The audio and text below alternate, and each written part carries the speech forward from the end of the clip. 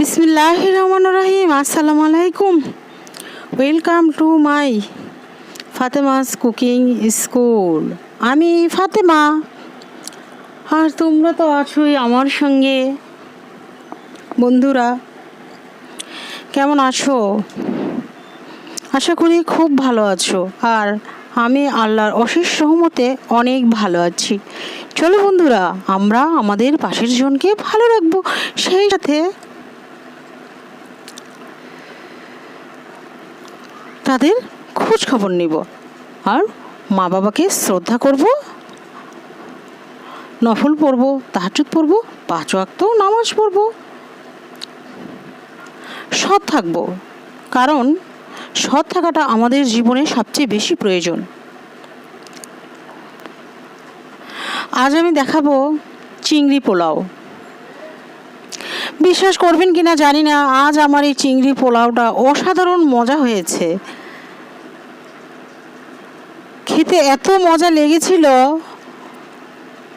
মেহমানও এসেছিল, তবে অন্য খাবারের চাইতে চিংড়ি পোলাওটাই মনে হলো যে অনেক মজা, যে শুধু চিংড়ি পোলাওটাই খালি খালি খেয়ে নিয়েছি, অনেক ভালো লেগেছে।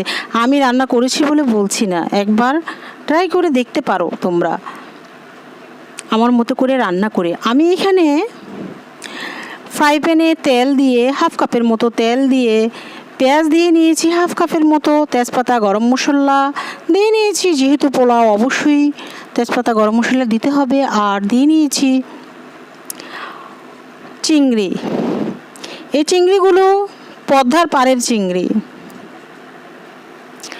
চিংড়িগুলো এবং পেঁয়াজ আমি একসাথে ভালো করে কষিয়ে নিচ্ছি। আর চিংড়ি মাছ ভাজার মতো কিছুই নেই, কষালেই সুন্দরভাবে ভাজার মতো হয়ে যায়, আলাদাভাবে ভাজার কোনো প্রয়োজন নাই।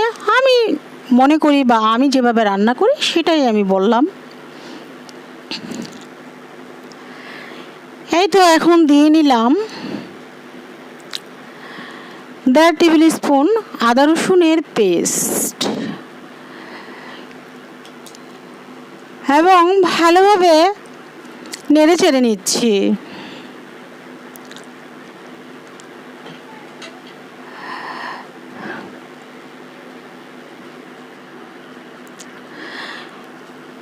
আমি 1 টিস্পুন ধনিয়ার গুঁড়ো দিয়ে নিয়েছিলাম, আর কিছুই দেইনি, যেহেতু একটু চিংড়ি মাছ, তাই হলুদও দেওয়া যাবে না, মরিচের গুঁড়োও দেওয়া যাবে না। আমি শুধু 1 টিস্পুন ধনিয়ার গুঁড়ো দিয়ে নিয়েছি। আর বাসমতি চাউলটি আমি আধা ঘন্টা আগে ভিজিয়ে রেখেছিলাম। এখন আমি বাসমতি চাউলটি দিয়ে খুবই ভালোভাবে নেড়ে চেড়ে নিয়েছি। বন্ধুরা, কথা তো বলেছি, একটু বুঝে নিতে হবে। আমার এই মনের কথাগুলো সবার মাঝে ছড়িয়ে দিতে ভালো লাগে, তাই প্রতিদিন সবার মাঝে ছড়িয়ে দেই। ভালোভাবে নেড়ে চেড়ে নিচ্ছি। আবারও বলবো, এই চিংড়ি পোলাওটা একবার রান্না করে খেয়ে দেখবে, খুব ভালো লাগবে। আমি তো ঈদের দিনও রান্না করি চিংড়ি পোলাও, সাথে থাকবে গরুর মাংস। আর এই ঈদে এই চিংড়ি পোলাওটা আমরা টেবিলে রাখতে পারি গরুর মাংসর পাশাপাশি। আমিও রাখি, করি, ভালো লাগে। খুব ভালোভাবে চালগুলো কষিয়ে নিচ্ছি, এবং 7-8টা কাঁচামরিচ, আস্ত কাঁচামরিচ দিয়ে নিয়েছি। ভালোভাবে পোলাও চালটি কষিয়ে নিচ্ছি, খুব ভালোভাবে কষিয়ে নিতে হবে, চালটা ভাজা ভাজা করে নিতে হবে। আমি আজ আর ঘি দেইনি, সরাসরি সয়াবিন তেল দিয়েই রান্না করে ফেলেছি। এবং আমি এখানে আধা কেজি চাউলের পোলাও রান্না করেছি। আমি আধা কেজি পানির চেয়ে আরও কম দিয়েছি ফুটন্ত গরম পানি, এবং পোলাওটি খুবই ঝরঝরে এবং সুন্দর হয়েছে। এই তো পানি দিয়ে আমি নেড়ে চেড়ে নিচ্ছি।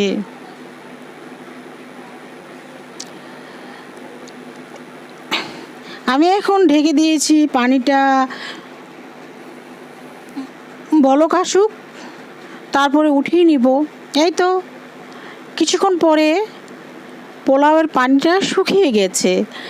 আর এই সময় পোলাওয়ের পানিটা দেওয়ার সাথে সাথে চুলার আগুনটি বাড়িয়ে দিতে হবে, কারণ চারদিক থেকে চালটি ভালো করে সেদ্ধ হবে। আর কমিয়ে রাখলে এক সাইড দিয়ে সিদ্ধ হবে, আরেক সাইড দিয়ে সিদ্ধ হবে না। আমার পোলাওটি কিন্তু একদম পানি শুকিয়ে গেছে, একটু একটু আছে। এখন আমি একটু জর্দা রং দিয়ে নিয়েছি। এভাবে জর্দা রংটা, শুকনো জর্দা রংটা এভাবে দিলে জর্দার রঙের কালারটা খুব সুন্দর আসে, আসলে দেখতে ভালো লাগে। আর খাবার রং তো অবশ্যই স্বাস্থ্যসম্মত নয়, দেখতে ভালো লাগার জন্য দেয়া, আর কিছুই নয়। কেউ না চাইলে নাও দিতে পারো, কোনো সমস্যা নেই।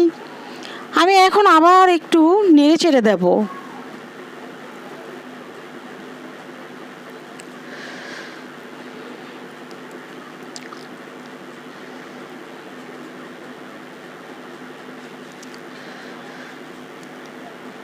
খুব ভালোভাবে নেড়ে চেড়ে দিয়েছি।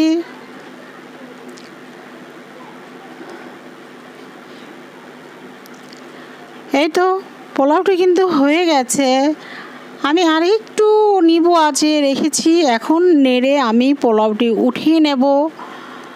এবং এই পোলাওটি আমি আবারও বলবো, একবার চিংড়ি পোলাওটি একবার তোমরা ট্রাই করবে। ট্রাই করে খেয়ে দেখো কেমন লাগে, আমাকে বলো, ছবি উঠিয়ে পাঠিও ফাতেমা কুকিং স্কুল পেজে।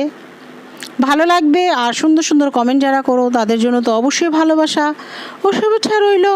সবাই ভালো থাকবে, সবাই সবার জন্য দোয়া করব। আসসালামু আলাইকুম, আল্লাহ হাফেজ।